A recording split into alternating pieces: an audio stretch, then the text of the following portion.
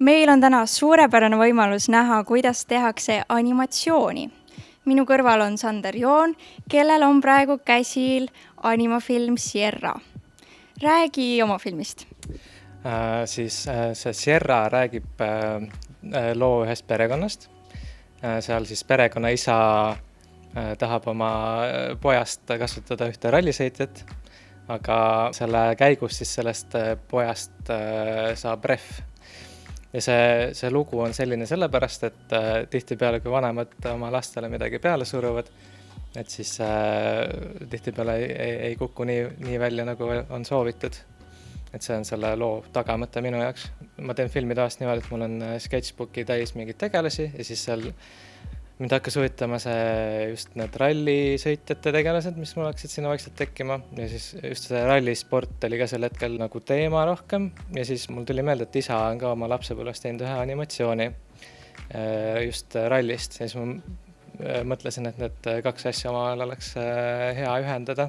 Et siis seal filmis on ka see isa tehtud animatsioon tähtsal kohal, et see filmi tegelane isa siis näitab oma pojale seda rallisõitu ja siis sellest hakkab see lugu nagu jooksma. Väga põnev. Kuidas sa seletaksid animatsiooni tegemist inimesele, kes sellest mitte midagi ei tea? Ehk et siis mulle. No põhimõtteliselt see algab loost või mingist joonistusest alati.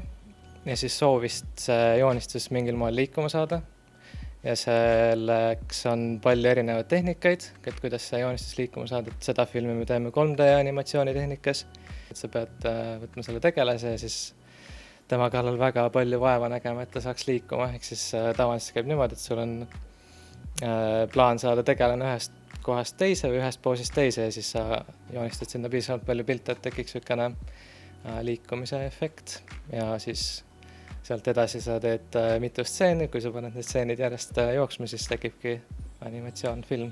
Kas see on selline valdkond, mida peab ilmtingimata koolis õppima, koolitustel käima või saab seda ka ise katsetama hakata kodus mästerdama? Ja muidugi saab. Et ma ütleks, et 3D valdkonnas päris suur osa animaatorid kindlasti on ise õppinud, aga ikkagi mingi kursus on hea, see aitab fookust hoida, et kui sa käid mööda YouTube ringi ja otsid ükshaaval need asja, siis sa tihtipeale kordad sama asja õppimist.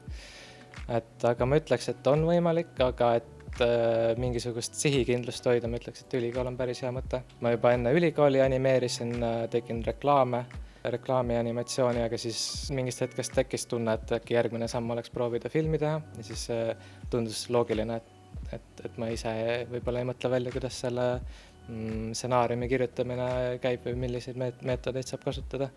Et ma soovitaks küll nagu minna õppima, kui on nagu tõesti soov nagu teha filmi.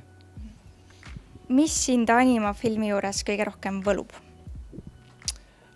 Eks see võimaluste väli, ma arvan, et just mulle meeldib animatsiooni juures see, et seal ei ole põhimõtteliselt üldse mingeid piiranguid ja ka animatsioonifestivali publik on väga vastuvõtlik igasugusele eksperimentatsioonile. Ja just see on ka animatsiooni puhul lahe, et see aina rohkem täiskasvanid saavad aru, et see ei ole ainult lastele mõeldud asi, et seal on väga tõsiseid ja sügavmõttelisi lugusid, millest siis live action filmi puhul on võib-olla isegi keerulisem rääkida. Et viimase trend ongi dokumentaalanimatsioon, et see on tekitanud päris palju diskussiooni, et kuidas saab olla mingi asi, mida ei ole filmitud, olla dokumentaalne, et näiteks sellised küsimused. Kuidas saab siis? Põhimõtteliselt niimoodi saabki, et sa usud seda, mida sa näed ekraanil ja see ongi animatsiooni puhul ka huvitav, et sa vaatad seda, mis ekraanil toimub, sa näed seda, aga sa samas näed ka seda, mis on sellest servast eemal. Mulle meeldivad isiklikult väga näiteks Disney filmid.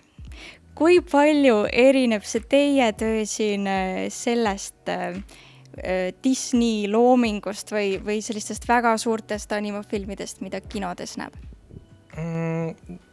Ega see film kusjuures väga palju ei erinegi, sest et siin ma üritan rääkida ikkagi sükest emotsionaalset ühe pere lugu ja et Disney's on ka tihti mingisugune lõpus on sükene kokkusaamine, et loo struktuurilt ma ei ütleks, et ta väga palju erineb ja Disney viimased filmid on ka kõik 3D animatsioonid.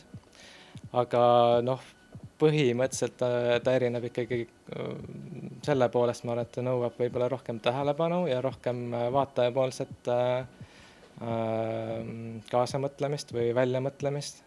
Et mulle meeldib filmiga lisada sümboleid, mis ei ole nagu päris selged, mida need on ja need minu enda jaoks ka ajas muutuvad. Et ma praegu tõlgendan neid ühtmoodi, aga ma arvan, et võib-olla 10 aasta pärast ma tõlgendan neid asju natuke teistmoodi, et ma tahaks öelda, et ta on niisugune nagu kunstfilm, et sa...